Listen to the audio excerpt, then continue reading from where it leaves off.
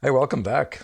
I think I'm going to be talking today about one of maybe the most obvious things that can be said in terms of painting and your development in painting. But I wonder how often especially as young people, we allow it or allowed it to cloud our judgment. And the question, obviously, in the title, you can see we're talking about perfection. John Jay said, "Could you relate Michelangelo's 'Trifles make perfection, and perfection is no trifle' quote to the art of Boston School painting and maybe in general to our developmental aims as beginning painters in our day?" It's a fascinating question. I don't know if there's anything more potentially destructive than perfectionism, right? And but let's talk about it for a second.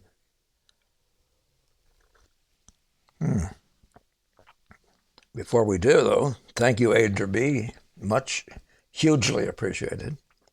Your kind donation that's making this program today um, possible. And I'm going to show you a bunch of pictures today. And I think the first thing I want to talk to you about is the idea of whether there is such a thing as a perfect painting. And, given the history of painting, the idea of perfection is a fascinating one. And I'm going to go through a few quotes that you probably already heard of. But I want to walk through a whole lot of pictures, and just pictures that I consider to be remarkable. Maybe you might say remarkable in the extreme. I'm chilly today. We're in a cold studio, and the temperature is dropping around me. Hoping to get this done. The story is my cats are outside and they want to come in. They haven't lined up yet to come in, but I don't want to jump up in the middle of the video. This is my saga for today. All right. Let's look at this. In my days, says Degas, one did not arrive. Now, does that have to do with the perfection of a piece of work? He says, fix it in the next one. It's the next quote here. So, what's arriving though? Are you building your life until you get to perfection? And then, or is every painting one of those things that's helping you progress toward something, right? Toward progression, toward perfection, rather. And so that's an interesting question. It rather sets up the question of whether or not perfection is simply something we strive for. As I said, I'm going to say some pretty obvious things today, but just something to think about.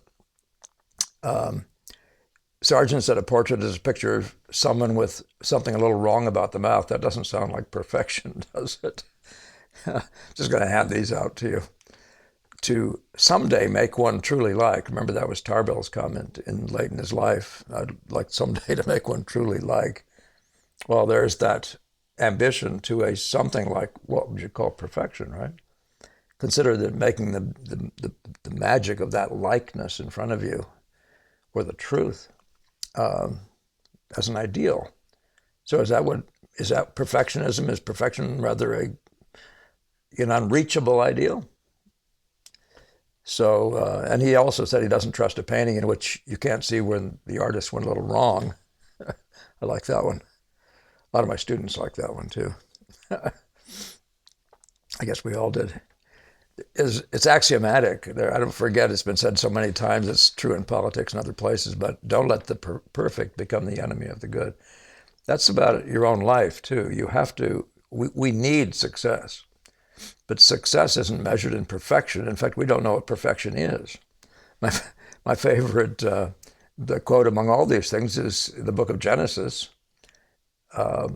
where it says, and God looked upon all the creation that he had made, and behold, it was very good. He didn't say it was perfect. So that's just the beginning of all this stuff. But and there's God doing his creation. Is this picture perfect? What does it mean? Then I think what you're going to find out if I walk through these, you're going to start wondering what in the world perfection is. We might go through them twice without an idea of finding out if we can actually determine something about the nature of perfection. But every painter stops his painting short of something, some unknown. He doesn't even have it in mind. By the way, that's one of the interesting things about perfection is that, I mean, about painting, about the arts, is that there's always an unknown, something you're trying to reach. It's that you aren't even sure precisely what it is, but you know you haven't quite gotten there yet. Now, you've heard me talk about finishing paintings and how you have to have a very clear concept of what it is you're aiming at. But even when you get something in that ballpark, you have to have the wisdom to stop because you're in the ballpark. You're within what did Kevin call it? There's a level of tolerance that you have to learn to deal with as a human, right? So get it to it. My students get very excited when I say that's very adequate to them. But there is a mentality there. There's a crucial mentality there that you don't get into this thing about being perfect. It's amazing how many funny things come with the word perfect. But here's God creating what? Everything very good, including man. One of my favorite sculptures of all time is the Pietà. But I don't know what the word perfection means in relation to that. What a remarkable piece, though. Very symbolic, of course, but is it perfect? Do you know how to measure perfection? Were you there with Michelangelo? Are we looking at it and saying that is perfect? We don't know how to do that, I don't think, do we? Here's the Leonardo's the painting at the Louvre, right? The La Gioconda, the Mona Lisa. Some people say that's perfect. Is that perfect? These guys were trying to figure out how to draw in those days. Does that mean that they were falling short, that there was still something coming, that they were helping us to do better? How could it have been perfect if there were still things we were struggling with, just in terms of trying to see? And everybody was struggling with that. What you can see in Michelangelo here. There's stuff that Leonardo was doing better than Michelangelo. So perfection? So it's an interesting question. What does perfection even begin to mean, right? Here's Veronese, they frequently referred to as the greatest colorist of all time. I don't know why I don't have a Titian in here. But is that a perfect picture? And what kind of a question is it? You know what I mean? What is perfectionism? What is the perfect? Now, all these are good pictures. Would you be happy with that? That's an interesting question, isn't it? But I appreciated, John, that you threw that out there. And by the way, the Michelangelo, the quote, "Trifles make perfection," I believe Nicolaides in his book attributes that to Leonardo, that quote. And there's no proof that even Michelangelo said that. So you might consider that the people are talking about some of these guys and putting words into their mouth. Do painters really say that? Perfection is no trifle. On the other hand, if you say perfection, you mean something that we aim at, some ideal, something that keeps us, compelling us to go higher, to make ourselves better. Then there's a thing that they might be meaning. If they mean that, then and good painters are nothing if they're not realists. I don't mean realism, but realistic about how difficult this is and how much it still isn't it. It still isn't it, no matter what it is you do. Here's Velasquez. I don't know if anybody at this point had painted the human figure, the human, portrayed us better as such. Are these figures perfect? Is this a perfect painting? What does it even mean? Can I ask you? Now, this is a question. Now, this is kind of an expression, the topers. It's a bunch of guys appearing to get drunk with Bacchus here himself, the symbol. I'm not sure what he's doing to that guy in the foreground. I should know my story better, my mythology better. But yeah, they seem to be wearing some sort of crowns, probably grape leaves, right? But So there's something to do with a storyline here. Is it some illustrations illustrate things, certain things better than other illustrations. Some illustrations are really effective. What does it mean to be perfect? Does it mean anything at all? But then you get Velasquez. Obviously, he wasn't happy with this. I mean, I'm sure he was very happy with this. But on the other hand, his whole way of painting, toward the later on, he was shifting and shifting because he wanted something more. What more? So this is the beginning of Impressionism. That search for that something more, what the eye takes in and encompasses, you might say, the totality of what the eye encompasses seems to have been fascinating him very much, as it does eventually with all the. But so, what was it? Was there something perfect about the previous type in its type? Is there such a thing as something you'd call perfect of that type? Even that, I wonder, and practically doubt. Gamble still thinks this is the greatest. He's the greatest exponent of impressionism that Velasquez is. I'm not. I don't want to get into that kind of an argument. He thinks he still is, and I'm not even going to show you Paxton and other people who are doing stuff in that category. But here's on the right is a Raphael, and Raphael had the appellation given him by a bunch of people, the divine Raphael. And the picture on the left, of course, is his worshiper, if you want to call it that, Ang, who he's doing an imaginative portrait of Raphael. More than imaginative in the sense that there were images that we believe were Raphael, and he was using those. But that's what is his girlfriend's name? I should remember her name. But this painting by Ang, this is kind of, in some sense, isn't it as perfect as paintings get in some way? What does perfect mean? All smooth, tidy? Is that perfect? What do you mean by that? I mean, is there room for looseness? Eventually, you're seeing it in all the Impressionist work coming up. But there's a really remarkable beauty, admittedly, a beauty of surface, a beauty of the paint. Sort of the clarity, the simplicity. The things like that are marvelous things in painting. And Ang was rather in love with a kind of a clean simplicity. I don't know what else to put it. That he based on Raphael. Is there something perfect about? Is there a perfect kind of that? Is there a perfect type of that? Does it mean anything at all? Here we have the three great ultimate academics, rather, if you want to call it that. The Bouguereau on the right, Leighton on the left, and in between, Regnault with a shortened career. Are these perfect paintings? Again, I'm asking you that. Does it mean anything? So when you're creating and this is a thing you really want to think about. You're sitting there thinking about your career, your what you want to do, what paintings you want to make, and you're not thinking about making junk. You're thinking about making something really, truly beautiful. And you have something that, in looking at some of these, you might be beginning to get an idea about how you'd like to paint like that, smooth and accurate, and simple, and those are all things that you're putting together in your own mind that are coming out of a concept maybe of the perfect picture. And I don't think you should fight that.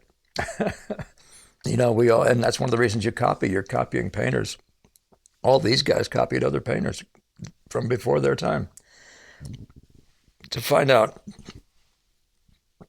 to delve into those things that make painting so marvelous.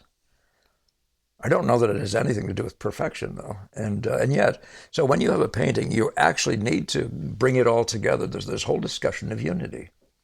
And there's an element of unity where Degas says at one point, looking at a Puvis, he said, there's not a single thing in that picture, in that composition, that you could move without wrecking the composition. He's saying it's that tight, it's that perfect. Is that the right word?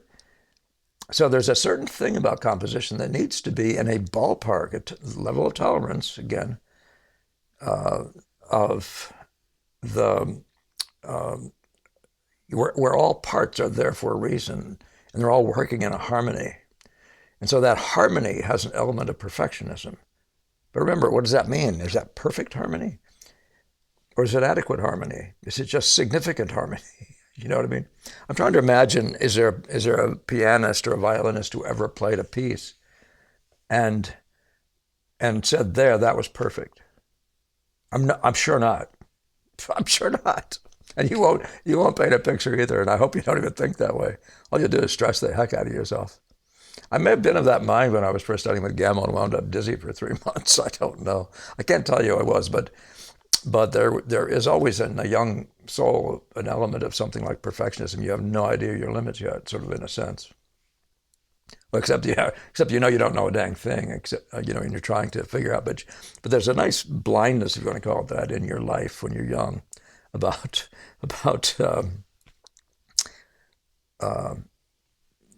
about the reality of what you are, and you're blinded by the reality of what you might be. And that's where people really need to believe in yourself. You need to believe in the possibilities of what you might become. And is it perfectionism though? And that becomes over time, that becomes modified. That perfectionism, whatever degree you have an ideal, it becomes modified by a reality. And yet you're still after it. So no matter what you do on an everyday basis, as Degas said, you're doing it, you're fixing it in the next one. I tell students when you're painting, your job is, you have two jobs. One is to make yourself a more perfect painter. I don't use the word perfect. And the other one is to make every painting a better painting, and every painting better in the course of making that painting.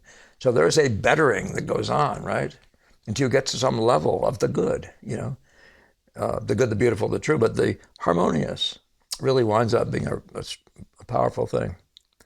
Sorry for some of you guys that I don't leave word titles on here, but I didn't want to distract us. This is Waterhouse, one of the pre-Raphaelite era guys. And it's easy, I think this is in New York, it's easy to think of this as a perfect picture. But if you were living in those days, you're doing something that has to do with your time. And in some ways, pictures like this were, in some sense, perfect for their times. Or is there some other grand ideal that you want to be talking about? Is there such a thing as the heart and soul of what is the essence of painting? Is there a kind of a clarity about the soul of painting that's in the direction of focusing a kind of perfection? Is perfection something of the surface, or is perfection something of the nature of the form, right? Just something to wonder and think about. I love this Innes and numbers of others of his, including when he goes tonalist.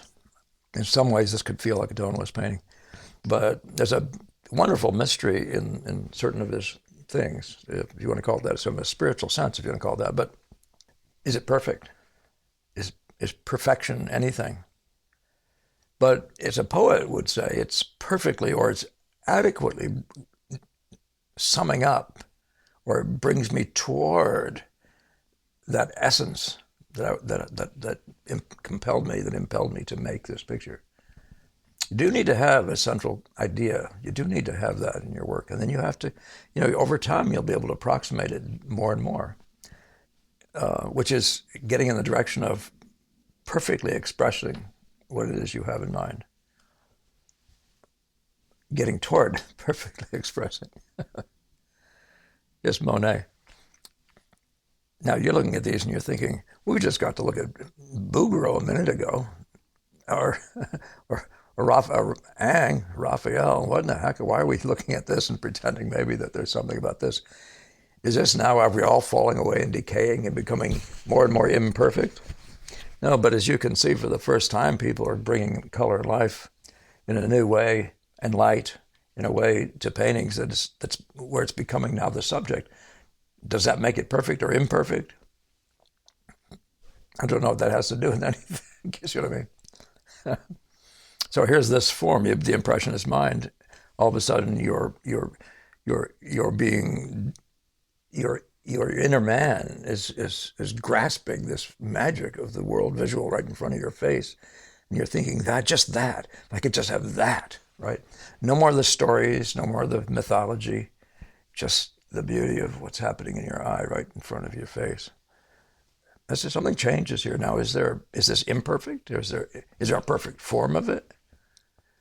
But the painter has this poetry, right? And there's that thing in all the arts that has nothing to do with a like the fixed rhythm or the rhyme scheme or what, is there such a thing?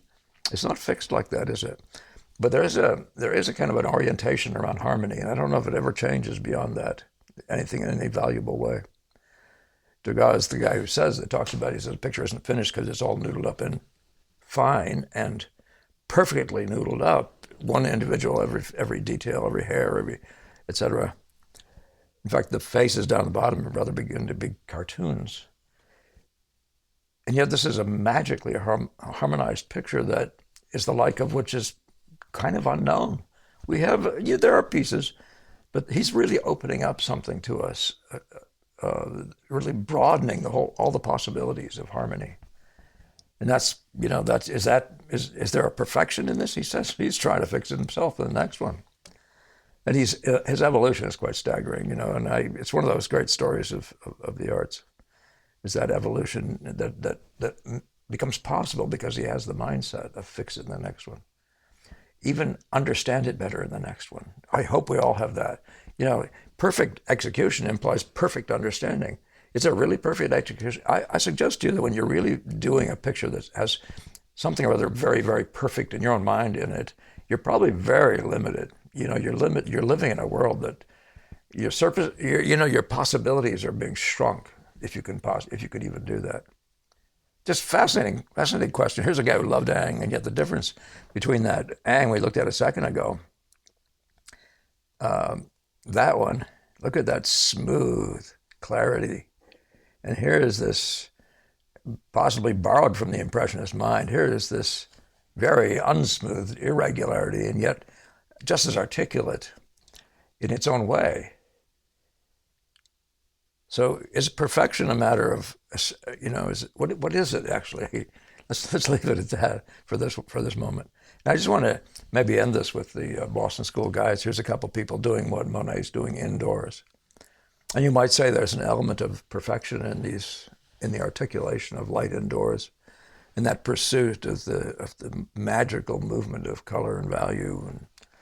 And here these guys are, some people would say, well, this begins to be perfect in the sense that now it's got all the color built in, the light of an impressionist, and yet there's still, particularly in the Decamp model on the right, there's still this authoritative drawing. It's not like we are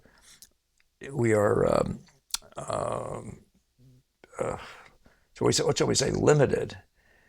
So this guy has his own, these guys both have their own sense of a kind of a perfection that requires that their figures look plausible, right? Now plausible, and I say, meaning looks like these guys know how to draw. You don't want to make your viewers uncomfortable. So what kind of things are the things you might want to be thinking about as a young student? You can go online to find the comments, AI comments, and all sorts of other sort of authorities talking about how much you hinder yourself by becoming perfectionistic, not being realistic about what you've got. What did Socrates say? I have to. What did he say? I have to understand how little I know. It's the only way to get ahead. That was Degas quoting, but Degas essentially quoting Socrates.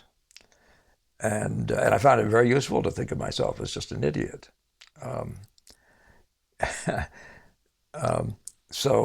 But there are so many things that cause problems. You'll be afraid to walk into your studio if you're a perfectionist.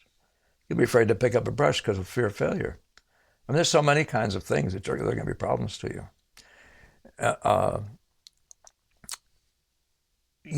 Success is what we really want, right? Success is a progressive thing. It's a building progress. When you hit a note, and you see those three notes, you hit a note, and you hit another one, and you start adjusting them to each other, and all of a sudden you have that combination of the three notes playing to each other exactly the way they do in nature. So that's a process, right, of getting toward. And your life, I'd say to you, your life is the same thing. It's a process of getting such that every day you live at a high level. And every once in a while, something, as Pleisner said, something rather in the nature of a masterpiece might potentially come out. But so there's a kind of a, in a sense, you wouldn't call it perfectionism, but there's a pushing of all your basic skills. And you need to go and, we've talked about this before in other places. You need to go and search that out, figure out what it is in your mind that are the content of the, you might say the content of the character of a good painter. Can you articulate form beautifully? And can you do it while you're making color? Can you design well? Do you understand composition well enough to have all the elements, don't even know what they are, all the horses, shall we say, and to have them all integrated in a way in which that harmony begins to achieve that wonderful mystery of unity. There are things like that you're going to say, I'm going to make myself. I have to begin the process of building this painter. And that's what I love about the Degas model. He's just saying, we can build a painter. We can keep working at this, and build ourselves. Will you get to perfection? No, but you can get to very good. That's probably as close to God as you're ever going to be. Your work can be very good. I just show you these pictures to show you that there's so much very good work out there. And it's, as it were, a little bit all over the place. There's no perfection about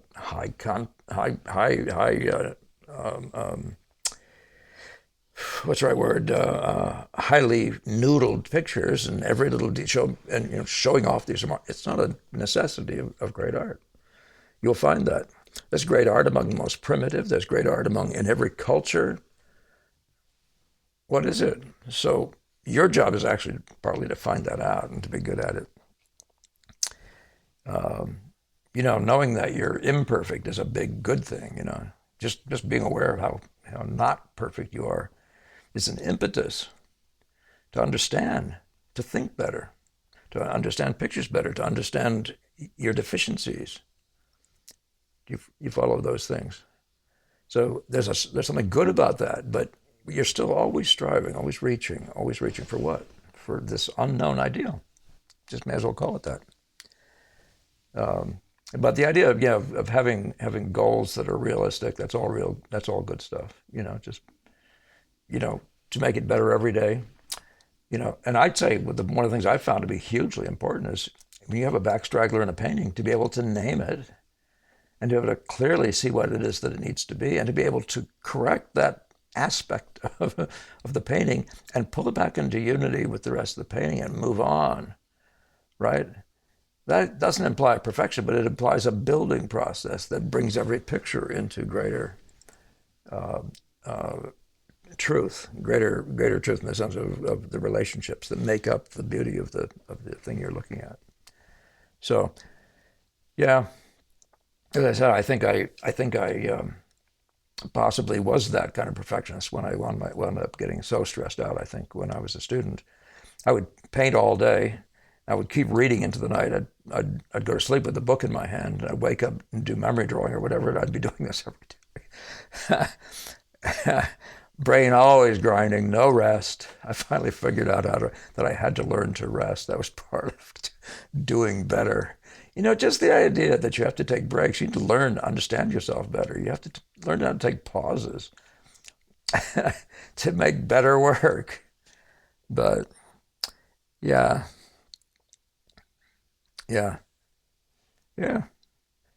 But have ideals, have hopes, dream dreams, and be realistic. At the same time, keep anti-story. Keep your feet planted firmly on the ground, the soil of what you are. You're just a hand. You have limited vision. You have knowledge that needs. It's just like vague. It doesn't have much going on. We need to know more. We need to see more. We need to know more about ourselves. We need to know more about the nature in front of us. Yeah. So trifles make perfection. Trifles, yeah. So which one of these things is a trifle, right? Just the idea of getting to know the names of the stuff in the visual world. That's what you're working with. They're trifles. Be faithful with little things. Be faithful with little things. And what does the rest of that passage of Scripture say? You'll be given more. It really is true. And it gets to a point, if you've been faithful with little things and sorting this out in an honest way, there'll be a day that you just look at your own work and you think, how did I do that? It's really a thing. Yeah. That's the best I can do with this. I don't know that I have any other pictures or anything. I suppose we could wander back just for fun, just let you look at these pictures again. Think about that question, though, as we go through this. Just think about what is perfect? What is perfection? Trifles make perfection. Every one of these pictures is full of trifles, and they're full of something that you might call perfection, aren't they? But the artist never took that position that these are perfect, did they? Did he? Waterhouse, Bouguereau, Regnault, Leighton, Raphael, and Ang, Velasquez the second and Velasquez the first, Veronese, who I saw in person in London with great appreciation, Ollie. That was really wonderful to see that big Titian. And the guy that sort of sets it up, or is it actually Michelangelo that sets up the idea of perfection? I think it's somebody talking about them. That's my belief, though. Yeah, these guys did look up. All I want to leave you with is God looked upon all that he'd made, and behold, it was very good. And that's all you need to strive for. I don't know if that's what you're looking for, John J., but thank you for the question. And Adra Brown, thank you again for your very kind and continuing support. We do need it, but we're trucking. I hope you enjoyed that last video with me doing that little bit of a lecture. I was afraid I was way over everybody's head in the room. When I watched the thing afterwards, I was gratified to see that I think that it is stuff that could be communicated. All right. Okay, guys, have a great painting week, and I will just leave it at that and see you in the next one.